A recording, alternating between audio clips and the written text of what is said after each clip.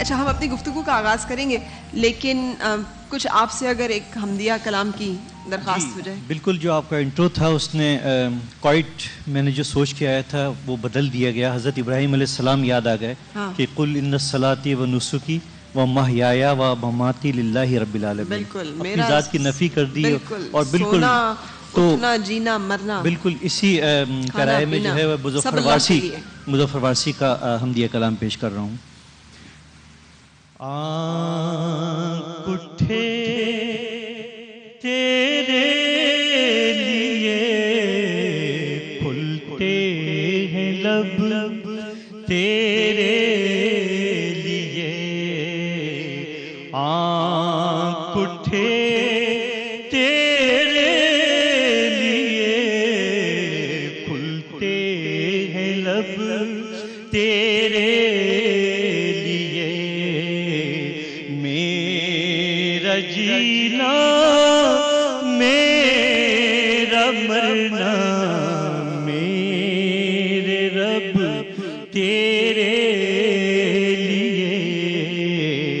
اللہ اللہ اللہ اللہ میرے مولا میرے داتا. مسجد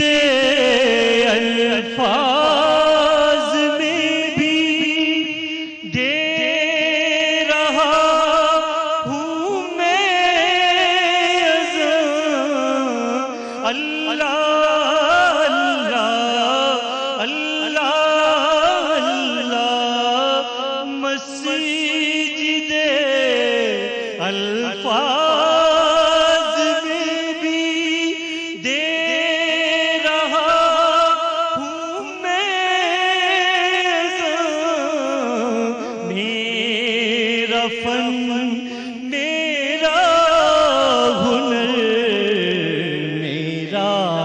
ادب تیرے لیے.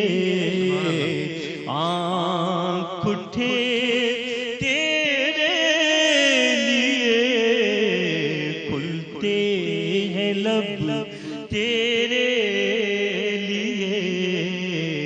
اللہ اللہ اللہ اللہ میرے مولا میری باقی عمر کے دن قیمتی ہے کس قدر. اللہ اللہ میرے مولا میری باقی عمر کے دن قیمتی ہے کس قدر. میرا ہر لمحہ بسر ہوتا ہے اب تیرے لیے. میرا ہر لمحہ بسر ہوتا ہے اب تیرے لیے. آنکھ اٹھے تیرے لیے کھلتے ہیں لب تیرے لیے. میرا جینا میرا مرنا میرے رب تیرے لیے. اللہ اللہ اللہ اللہ. سبحان اللہ. بریک لینی ہے یہاں پہ، سو بریک کے بعد پھر آپ سے ملاقات.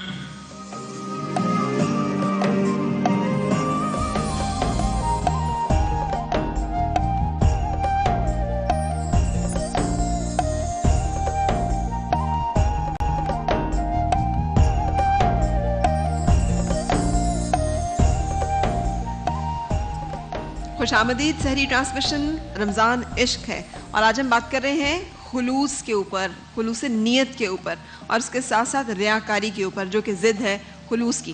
اور میرے سارے مہمان یہاں پہ موجود ہیں. فرحان علی وارث نے بھی ہمیں ابھی جوائن کیا ہے.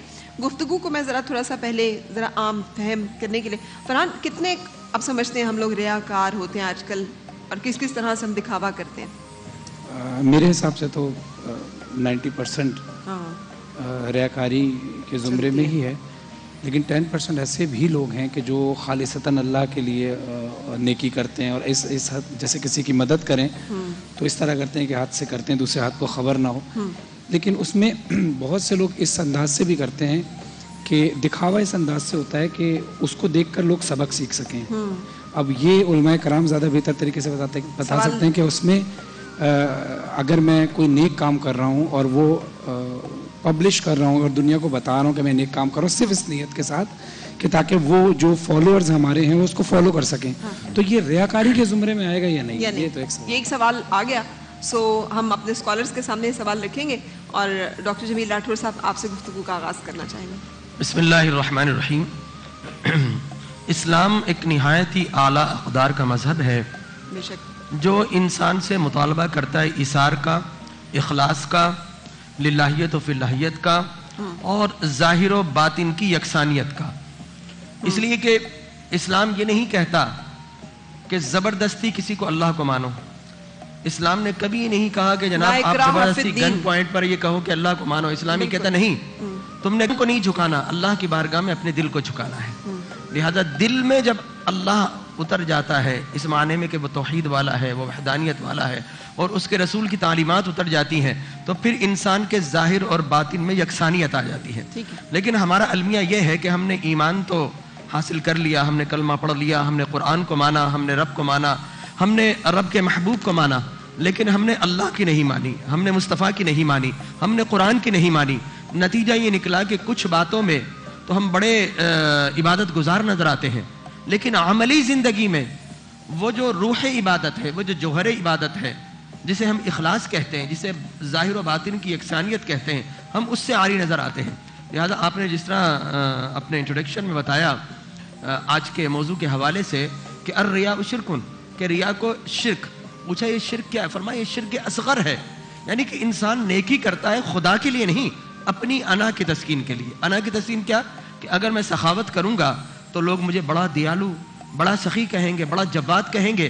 اگر میں تلوار چلاؤں گا طاقت تو لوگ مجھے بہادر اور سورما کہیں گے.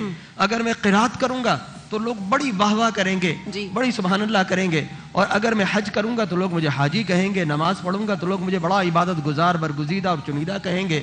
لہذا انسان جب عبادت اپنی انا کی خاطر کرتا ہے تو ایسا کرنا شرک اصغر کہلاتا ہے. لہذا حضور صلی اللہ علیہ وسلم سے صحابہ نے پوچھا, یا رسول اللہ کہ امت شرک کرے گی؟ آپ نے فرمایا کہ نہیں, اصنام پرستی, بت پرستی, مجھے اس کا خوف نہیں ہے. میری امت اپنی ریا کی خاطر, لوگوں کی خاطر, مال کی خاطر, لوگ کیا کہیں گے, اور وہ میرے لیے کچھ نہیں کریں گے. لہذا حدیث مبارک بڑی مشہور معروف کہ کل قیامت میں حضور اکرم صلی اللہ علیہ وسلم نے فرمایا کہ لوگ تہامہ پہاڑ جتنی نیکیاں لے کر آئیں گے, لیکن اللہ تبارک و تعالی راکھ بنا کر انہیں اڑا دے گا, اور کہے گا کہ فرشتے کہیں گے رب کریم اس کی کتاب تو سامنے, اتنے بڑے اعمال کیے ہیں. اللہ فرمائے کہ نہیں, یہ ساری کتابیں پھینک دو, اس لیے کہ فرشتوں تم نے تو اعمال کے اجر کو لکھا ہے, لیکن اس کی نیت کیا تھی یہ تو میں جانتا ہوں, اس کی نیت یہ نہیں تھی. اچھا, فرحان کا جو سوال ہے, میں جی فرحان نے جو سوال کیا, میں ایک بس سوال ہی کر رہا تھا کہ جیسے کہ میں مثال دے رہا ہوں کہ میں کربلا گیا اور روضہ امام حسین علیہ السلام نظروں کے سامنے تھا اور میں نماز پڑھ رہا تھا. کسی صاحب نے میری تصویر کھینچی اور وہ مجھے واٹس ایپ کی. اچھا, مجھے وہ تصویر اچھی لگی, پیچھے روضہ امام حسین ہے اور میں نماز پڑھ رہا ہوں. وہ ہمارے ایڈمن نے فیس بک پر اپلوڈ کی. اچھا, اس پہ مجھے کسی سے ناراضگی نہیں ہے, لیکن لوگوں نے سوال کیا, کچھ لوگوں نے تعریف بھی کی, کچھ لوگوں نے سوال اٹھایا کہ نماز پڑھ رہے ہیں یا ریاکاری کر رہے ہیں. اچھا, فیس بک پر اس لیے اپلوڈ ہوئی کہ جو ہمیں دیکھ رہے ہیں, جو بچے جو ابھی کم سن ہیں, اور وہ دیکھ رہے ہیں کہ فرحان بھائی نے یہ کیا ہے تو یہ صحیح ہوگا, کیونکہ ان کی نظر میں ان کا آئیڈیل ہے کوئی بندہ. اگر میں ان کا آئیڈیل ہوں تو میرا ہر عمل وہ سمجھتے ہیں کہ صحیح ہے. تو آپ کو لگتا ہے آپ یہ پوچھنا چاہ رہے ہیں؟ تو میں یہ پوچھنا چاہ رہا ہوں کہ یہ ریاکاری کے زمرے میں آئے گا, مطلب کوئی اچھا کام کر رہے ہیں اور اس لیے اس کی تشہیر کر رہے ہیں, اس کی نیت اگر یہ ہے کہ اس تصویر کو دیکھ کر जो बच्चे हैं जो दिखने वाले हैं वो भी नमाज कायम करें।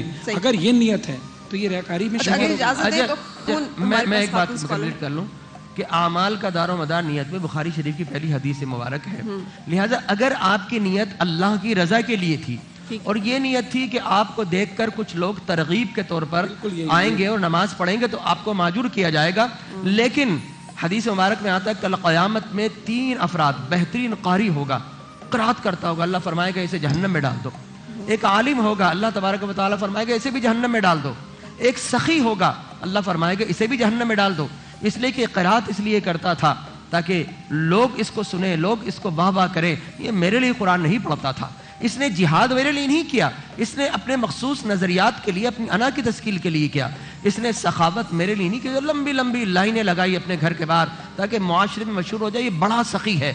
लिहाजा वो सखी भी कल क़यामत में जहन्नम में जाएगा, कारी भी जाएगा, और इसके साथ साथ दीगर इबादत। लिहाजा जब भी इबादत करें तो इंडिविजुअल जब इबादत करें तो छुप कर करें, लेकिन अगर इज्तिमाई तौर पर इबादत करना हो तो फिर आप बैनर भी लगाएं, तशहीर भी करें ताकि लोगों को तरगीबात मिले। अच्छा, यहाँ पर ना वो हज़रत अबू बकर सिद्दीक़ रज़ियल्लाहु तआला अन्हु का एक कॉल है कि बहुत बेहतर है इससे कि मैं बुरा करूं और अच्छा समझा जाऊं, इससे बहुत बेहतर है कि मैं अच्छा कर रहा हूं और बुरा समझा जाऊं। यानी लोग क्या कहेंगे डज नॉट मैटर, जितना जो मैं कर रहा हूँ मुझे पता होना चाहिए कि मैं वो ठीक कर रहा हूँ और अपने रब के साथ उसकी रोशनी। वो है मौला अली का कॉल कि मैं तुम बुरा करो, हाँ, तुम अच्छा बुरा करो और लोग तुम्हें तुम अच्छा करो और लोग तुम्हें बुरा कहें, ये तुम्हारे हक में बेहतर है बजाय इसके कि तुम बुरा करो और लोग तुम्हें अच्छा जाने। और इसी तरह हज़रत अली करमुल्लाह वजह को वो भी बड़ा खूबसूरत कॉल है ना कि मैंने तेरी इबादत की ना तेरी जन्नत के लालच में ना तेरी जहन्नुम के खौफ में, महज तेरी रजा के लिए। ये भी तो खुलूस का ये बड़ा खूबसूरत खुलूस का दर्जा है। मौला अली अलैहिस्सलाम का आप फरमाते हैं कि परवरदिगार में तेरी इबादत जन्नत के शौक में नहीं करता, इसलिए कि अगर इबादत जन्नत के शौक में की जाएगी तो वो इबादत ताजराना कहलाएगी। कहते हैं या रब्बुल आलमीन मैं तेरी इबादत जहन्नुम के खौफ से नहीं करता, इसलिए कि अगर मैं तेरी इबादत जहन्नुम के खौफ से करूंगा तो ये इबादत गुलामाना कहलाएगी। एक जगह बहस हो गई, मेरे रब मैं इबादत इसलिए किया करता हूँ कि तू है ही इबादत के लायक। हाँ, तू इबादत के लायक। हाँ, तो लेकिन एक जगह मेरी बहस हो गई, बहस तो नहीं, यानी मैंने ये कहा कि अल्लाह का एक ही शर्त है हर मामले में कि खालिस मेरे लिए हो। मैं सिर्फ वो चीज़ कबूल करता हूँ जो खालिस मेरे लिए हो, जो किसी और मखलूक किसी और के लिए है मुझे वो कबूल ही नहीं है। मेरे लिए जो चीज़ है मुझे वो चाहिए। तो मुझे उन्होंने कहा नहीं नहीं, ये खुलूस का ये जो दर्जा है ना, ये तो अंबिया और सालिहीन के लिए, आम इंसान तो शायद इस दर्जे पे पहुंच नहीं सकते। गाइड कीजिएगा कि क्या हमें इस दर्जे की खुलूस और इताअत को सामने रखना और उसको फॉलो करना है, या फिर हमने सोचना है कि नहीं नहीं हम जितना कर सकते हैं थोड़ा बहुत उतना कर लें। देखिए, अंबिया, औलिया, सालिहीन, सिद्दीकीन, ये सब हमारे लिए रोल मॉडल हैं, मिसाली शख्सियात हैं। हमें उन्हीं को देखना है और उन्हीं को फॉलो करना है, उन्हीं की पैरवी करते हुए आगे बढ़ना है। तो जब अल्लाह रब्बुल इज़्ज़त की इबादत के मुताल्लिक़ बात आती है तो बड़ी खूबसूरत वो मंजिल फ़िक्र है। डॉक्टर साहब भी यकीनन यहाँ पर मेरी हिमायत करेंगे कि एक मरतबा हज़रत अली अलैहिस्सलाम के पास कुछ लोग आए और उन्होंने कहा कि या अली, क्या आपने उस खुदा को देखा है जिसकी आप इबादत किया करते हैं? हाँ। बड़ा अजीब सवाल ये है कि तौहीद और वहदानियत के फ़लसफ़े और मसले समझाने वालों ने हमें यही बताया है कि अल्लाह को ना देखा जा सकता है, ना ज़मान और मकान की हुदूद व क़यूद से बालातर और बेनियाज है। मौलाए कायनात ने फरमाया कि मैं उस खुदा की इबादत कैसे कर सकता हूँ जिसको मैंने देखा ही ना हो। अब ये एक और अजीब मंजिल फ़िक्र आ गई, सवाल पर सवाल आ गया। लोगों ने हैरान होकर पूछा, क्या वाकई आपने उस खुदा को देखा है जिसकी आप इबादत किया करते हैं?